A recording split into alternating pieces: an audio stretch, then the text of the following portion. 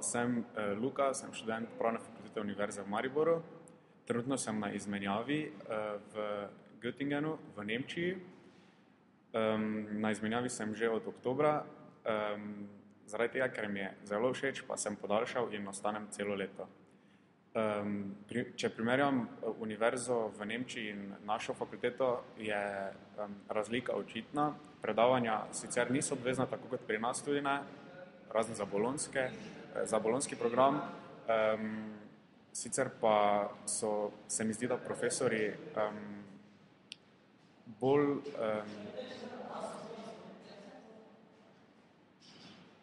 dostopni, bolj se trudijo za študente in so bolj na razpolago. Življenje na izmenjavi je pestro, veliko zabav, veliko novih poznanstev. Seveda se tuji študenti med seboj najbolj družijo. Ostali nemški študenti, domači študenti so pa malo zaprti in z njimi nimamo veliko stikov.